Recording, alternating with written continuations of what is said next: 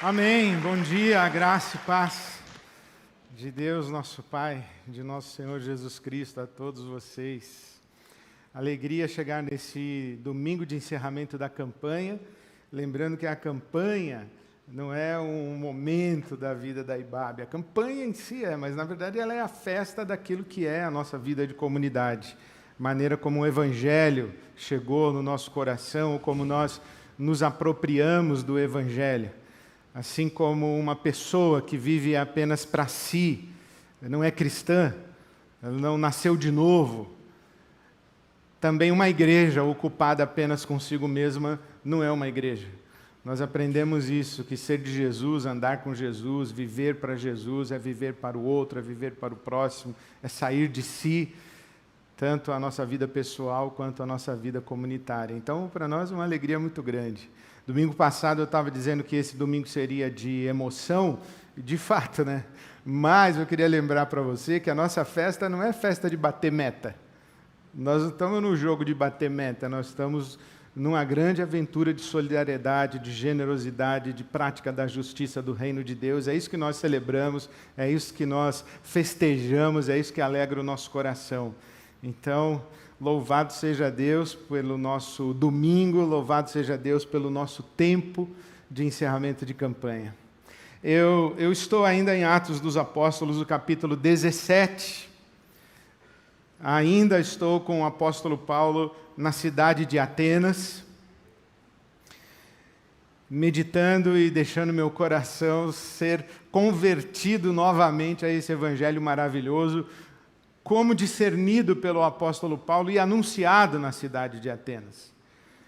E quando Paulo chega à cidade de Atenas, ele fica muito impressionado com tantos ídolos, com tantos postes ídolos, com tanta idolatria, e de como a idolatria dominava a cidade. A expressão é que a idolatria e a religião eram um peso de opressão sobre a cidade de Atenas, e o Paulo ele fica indignado, fica revoltado com isso, e ele vai à Ágora, que é o mercado, e ele discute ali também, depois vai ao Areópago, que é o tribunal e uma escola mais qualificada, um ambiente mais qualificado de debate filosófico, religioso, os filósofos, os místicos da época, que tinham consistência suficiente, eram chamados para o Areópago, e ali no Areópago o apóstolo Paulo diz, a partir do versículo 2,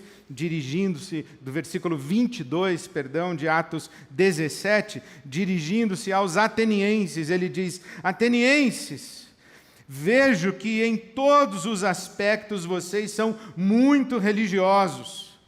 Pois andando pela cidade, observei cuidadosamente seus objetos de culto e encontrei até um altar com esta inscrição: ao Deus desconhecido.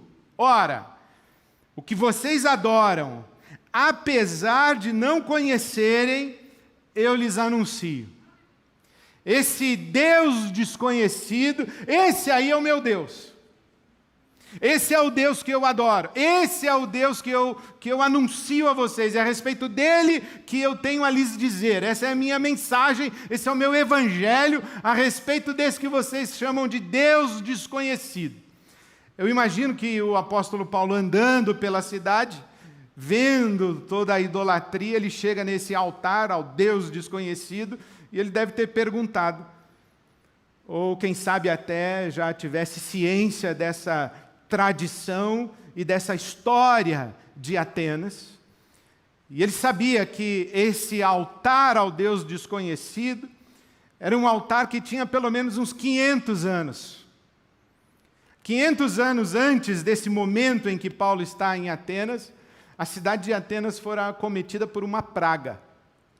E os atenienses clamaram aos seus deuses, aos seus ídolos, e nenhum dos seus ídolos pôde atender a sua súplica, e na cidade de Atenas muitas pessoas morreram, talvez uma epidemia, uma doença qualquer, e muita gente morrendo, e eles clamando aos deuses e não tinham resposta, até que uma sacerdotisa disse que eles deveriam procurar um homem na ilha de Creta, chamado Epimênides, era um filósofo, um místico.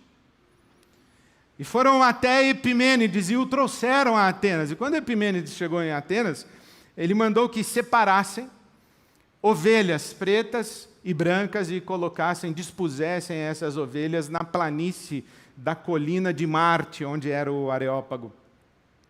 E aquelas ovelhas foram ali dispostas e Epimênides disse o seguinte, 3 coisas.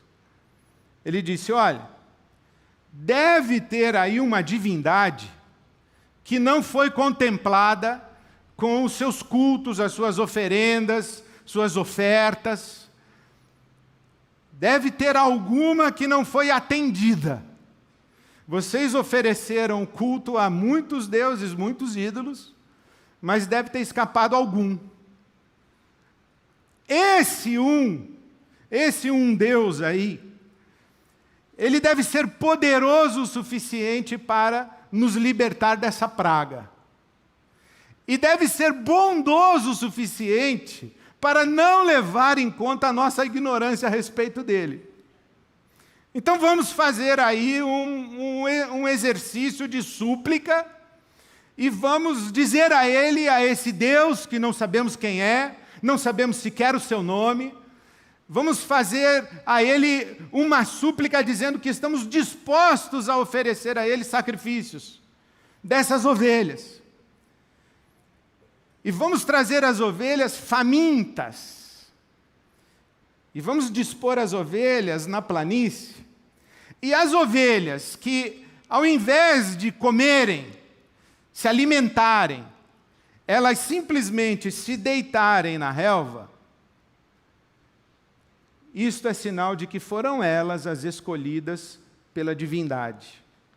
Os atenienses céticos disseram, ovelha com fome vai comer, nenhuma ovelha vai deitar, está com fome. Mas eles se surpreenderam que algumas das ovelhas, de fato, em vez de alimentarem-se, deitaram-se. Essas ovelhas foram separadas e onde elas estavam deitadas foram erigidos altares. E as ovelhas foram sacrificadas. E a praga cessou. Então os atenienses foram a Epimênides e disseram, qual o nome? Como vamos identificar esses altares? E Epimênides disse, não sejamos atrevidos agora. Nós confessamos a esse Deus a nossa ignorância. Nós dissemos, olha, não sabemos se você existe, não sabemos qual é o seu nome, onde você está, mas se você, porventura, existe, é poderoso para nos livrar e é bondoso para perdoar a nossa ignorância a seu respeito, então aqui está a nossa oferenda.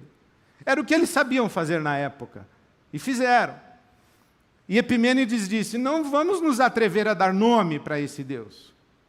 E colocaram então nos altares a inscrição Deus desconhecido, Agnos Totel, Deus desconhecido.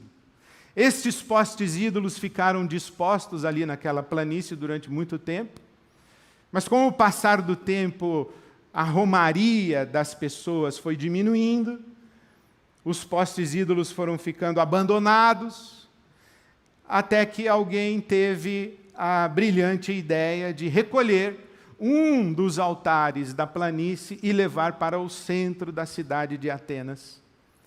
E assim foi feito, e é esse um altar diante do qual o apóstolo Paulo está, e que ele identifica como um altar erigido em homenagem ao seu Deus, ao Deus e Pai de nosso Senhor Jesus Cristo. Muita coragem do apóstolo Paulo dizer, olha, esse altar aí do Deus desconhecido, esse aí é para o meu Deus. E sabendo dessa história, nós podemos deduzir algumas coisas que devem ter passado pelo coração do apóstolo Paulo. Não somente sabendo dessa história, mas sabendo do que nós sabemos, tendo passado já 2000 anos desse momento, tendo o Novo Testamento, tendo revelação a respeito de Jesus. Uma vez que nós podemos daqui olhar para trás, é possível a gente intuir por que é que o apóstolo Paulo disse: esse altar ao Deus desconhecido, na verdade, é um altar ao Deus que se revelou em Jesus de Nazaré, o seu Cristo. Primeiro, acredito que Paulo fez essa identificação porque ele sabia que o Deus que se revelou em Jesus é o Criador de todas as coisas, é o Senhor de todas as coisas, é aquele que ele mesmo afirma aqui no capítulo 17, no seu discurso no Areópago, como aquele que é o Criador de toda a humanidade, que de um só fez todos os povos, de um homem só fez todos os povos.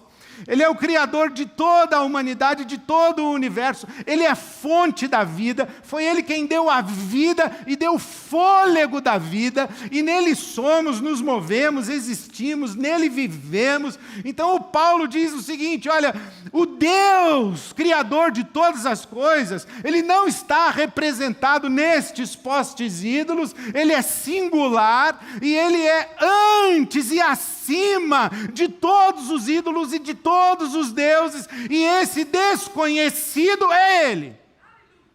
É Ele. Porque Ele é o Senhor da vida. E onde há manifestação de vida, há manifestação dEle. Ele se revelou em Jesus. E 500 anos antes de Jesus, Ele se revelou a Atenas. Ele se manifestou em Atenas.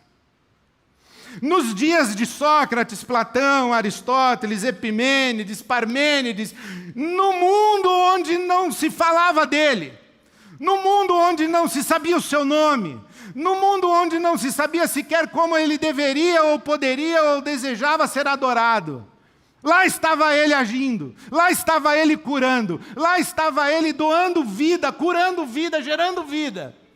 Longe de Jerusalém, longe do templo de Jerusalém, longe da casa de Davi, longe da tradição de Israel, na Grécia dos filósofos, lá estava Ele agindo. Por quê? Porque o Deus que se revelou em Jesus não está confinado há uma tradição religiosa, há uma linhagem étnica, há um modo de culto. Ele é livre. Ele sustenta tudo e todos. Esse é o nosso Deus. Ele se revelou em Jesus, mas Ele não está confinado sequer em Jesus. A impressão que eu tenho às vezes é que o nosso Deus, que é o Criador de todas as coisas, Senhor de todas as coisas, o Senhor do universo, Deus dos deuses, o Senhor da história, o Criador do universo, Ele foi se revelando a Abraão, Isaac, Jacó, mas Ele não foi se confinando ali. Ele foi sendo adorado ali, mas Ele não se deu exclusivamente ali. Ele foi sendo celebrado, Ele foi se dando a conhecer, foi se diminuindo, se esvaziando, falando a língua dos homens, até que se encolhe tanto que encarna em Jesus e se revela em Jesus. Mas Jesus não é o confinamento de Deus, Jesus é a libertação de Deus. Porque aqueles que receberam a revelação, num determinado momento foram acreditando que eram os proprietários exclusivos de Deus. E foram aprisionando Deus na sua tradição, no seu culto, no seu templo. Então vem Jesus e liberta Deus. E Paulo diz assim: tanto é que Deus nunca esteve confinado, nunca esteve aprisionado, que enquanto era adorado em Jerusalém, era também abençoador de Atenas. Às vezes também tenho a impressão que nós pegamos esse Jesus de Nazaré e nos esquecemos que ele ressuscitou dos mortos e que ele está entronizado acima de todo nome, poder, principado, autoridade, potestade, ídolo, acima de toda cultura, acima de toda a experiência humana, acima de toda a ciência. O apóstolo Paulo escreve aos Efésios dizendo que Jesus preenche de maneira plena todo o universo. Às vezes tenho a impressão que nós pegamos Jesus e o transformamos, o apequenamos e o transformamos em cristão. Aí nós esprememos Jesus mais ainda e o transformamos em católico. Aí esprememos mais e o transformamos em protestante reformado, luterano, calvinista, assembleiano, batista, evangélico. Mas o Paulo diz, não. Ele estava abençoando pessoas que sequer sabiam o nome dele. Onde a vida se manifesta, onde o poder da vida se manifesta, aí está esse Deus que vocês não sabem o nome, porque Ele é o Senhor da vida. Tudo que tem a ver com a vida tem a ver com Deus, porque Deus é o Senhor, a fonte, o doador da vida.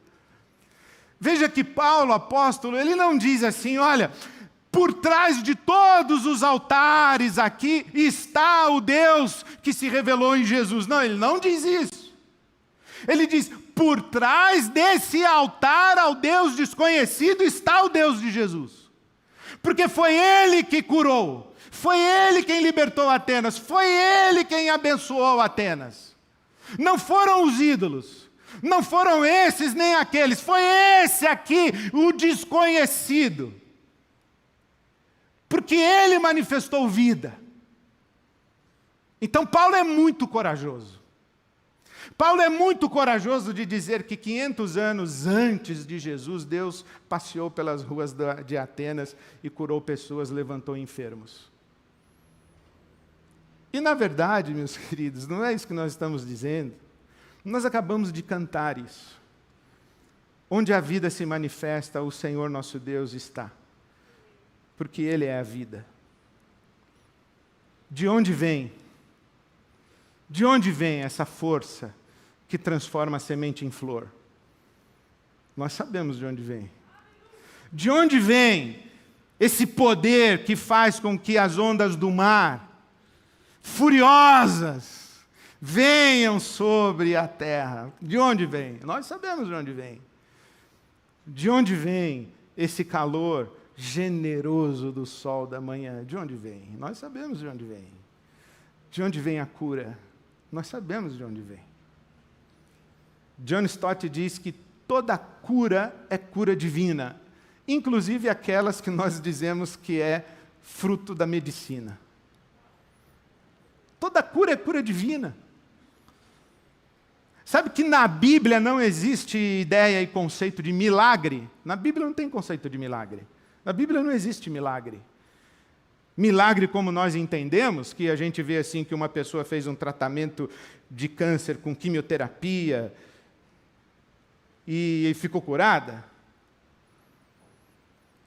E outra que foi curada porque alguém orou e ungiu com óleo, a gente diz, isso aqui, essa cura, é da medicina. Essa aqui é milagre. Não. Se teve cura aqui, foi Deus. Onde existe vida, existe a mão de Deus.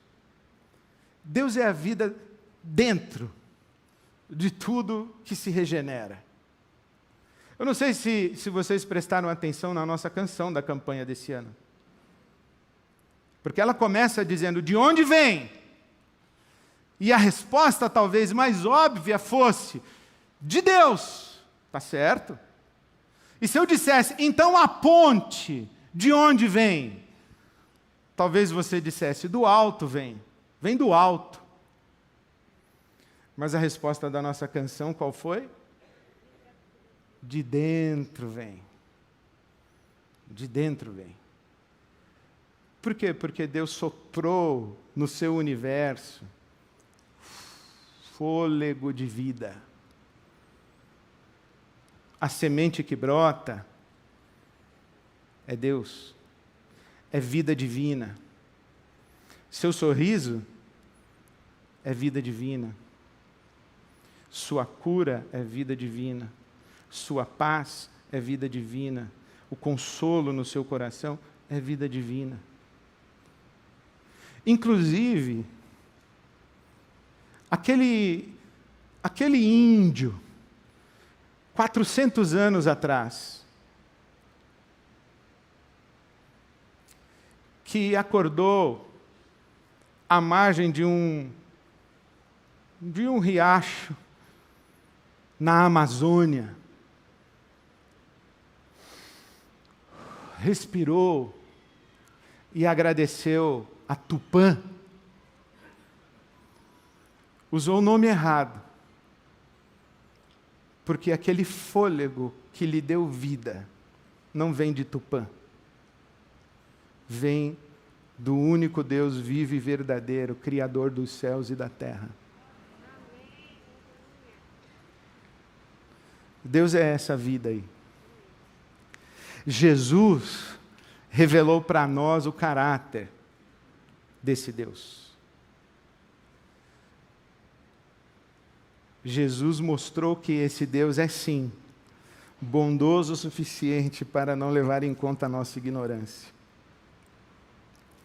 É por isso que Paulo, escrevendo aqui, ele diz o seguinte,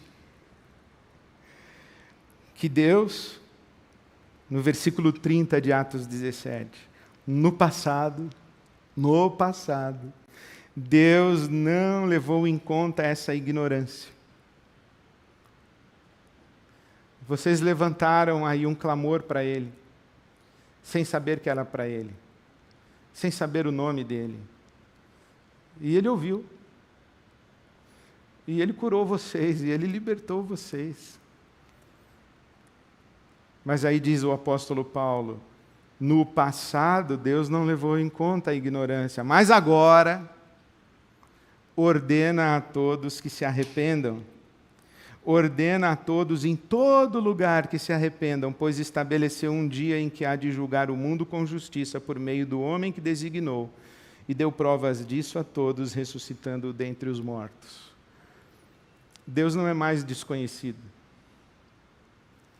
O altar que está no seu coração e no meu não tem uma inscrição ao Deus desconhecido. O altar do seu coração e do meu tem nome, e esse nome é Jesus.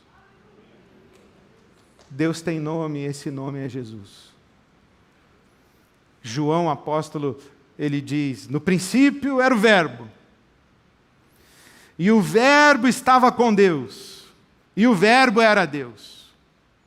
Todas as coisas foram feitas por Ele, e sem Ele, nada do que foi feito se fez. O Verbo se fez carne e habitou entre nós, e vimos a sua glória, como a glória do unigênito do Pai. Deus tem nome, o nome dele é Jesus. Eu já contei essa história, mas vou contar para a nossa audiência rotativa, né? Eu lembro o dia quando recebi um telefonema de uma senhora dizendo, pastor, pelo amor de Deus, vem aqui em casa, o meu filho está com um diabo no corpo e vai matar meu marido. De madrugada eu tentei achar alguém para ir comigo, eu era pastor, começando meu ministério lá em Jundiaí. Não achei ninguém para ir comigo, não tinha celular, não tinha WhatsApp, não tinha nada. Eu falei, Jesus, é só nós dois, é pouca gente. Mas fui lá. Aí, quando cheguei, aquela senhora atendeu a porta, 2 crianças agarradas na saia dela, e ela falou assim, olha, o meu marido, eu já dei um café forte para ele, com remédio, ele está dormindo no quarto, agora meu filho está esperando o senhor lá no quarto dele. Eu falei, mas não deu um café forte para ele? Aí fui, abri a porta assim, bem pouquinho, né, para dar uma olhada. E fiquei chocado, porque era um quarto forrado, a parede, cheio de fotos de motivos militares, tanque de guerra, navio de guerra, avião de guerra, metralhadora, tudo que é tipo de armamento. Parede forrada. E o menino com roupa militar, de soldado, assim, do exército. E um facão desse tamanho, assim, segurando assim. Olhei, ele disse, você é o pastor que veio aqui falar de Deus para mim? Falei, eu mesmo. Você não tem que, pelo menos... Aí ele falou, então pode ir embora que eu já sei, eu já conheço ele. Deixa, dizer, valeu, beleza, aí, tá, fechou a porta. Mas o Espírito de Deus colocou palavra na minha boca, não deu tempo de eu pensar. Na mesma hora eu disse, conhece? Qual é o nome dele? E ele me olhou assim, surpreso, e disse, ele tem nome? É Deus. Falei, não, ele tem nome. Posso entrar aí? Pergunta. Posso entrar aí para falar o nome dele para você? Pode. Eu falei, então coloca o facão ali do lado. E eu lembro, eu entrei, sentei ao lado dele, na cama dele, e tivemos uma longa conversa a respeito de Jesus. Deus tem nome. O nome dele é Jesus. Deus genérico. Mas o Paulo apóstolo diz, Deus ordena que você invoque o nome dele não como quem invoca um Deus desconhecido, mas um Deus revelado, um Deus que se deu a conhecer na pessoa de Jesus. Então, meu irmão, minha irmã, meu querido, minha querida, invoque a Deus pelo nome que ele escolheu ser invocado, Jesus. Não deixe Deus de fora dos seus processos. Não deixe Deus de fora do seu dia. Quando você acordar e respirar e você estiver vivo, estiver viva, diz obrigado, Senhor, obrigado, Jesus, pela vida. Quando você chorar e clamar aos céus, Jesus, eis que estou com vocês todos os dias até a consumação dos séculos. Não foi o que Jesus disse? Então, Ele está.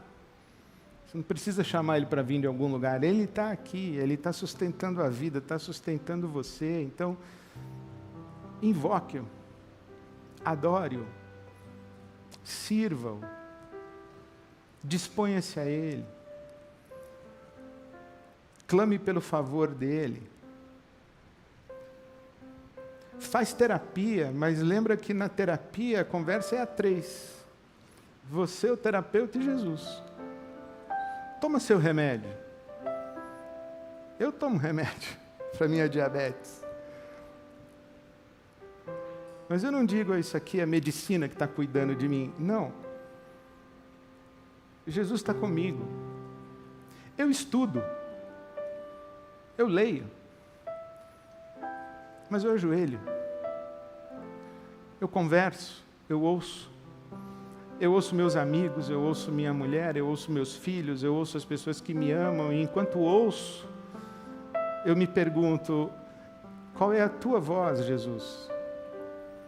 Nessas vozes, onde está a tua voz? Porque a tua voz está aí. Eu recebo abraços, eu recebo amor, eu recebo afeto. E tudo isso que eu recebo, eu não chego em casa depois e eu digo assim, e onde está Deus? Deus me dirá, te dei tanto abraço hoje de manhã, você está perguntando onde eu estou? Você achou o quê? Que nesse amor todo era quem? Sempre fui eu. Então, clame a Deus pelo nome Jesus. Faça Ele participar da sua vida e faça isso de maneira consciente. Não fale de Deus mais no genérico. Não fale de Deus mais dizendo que Deus é força, Deus é luz, Deus é verdade, Deus é amor. Tudo isso é verdade. Mas Deus tem um nome, o nome dele é Jesus. No altar do seu coração tem que ter um nome escrito: Jesus, Rei dos Reis, Senhor dos Senhores, dono da minha vida, Senhor da criação, Deus de toda a eternidade, mas que sabe o meu nome, e eu também sei o nome dele. O nome dele é Jesus. Amém.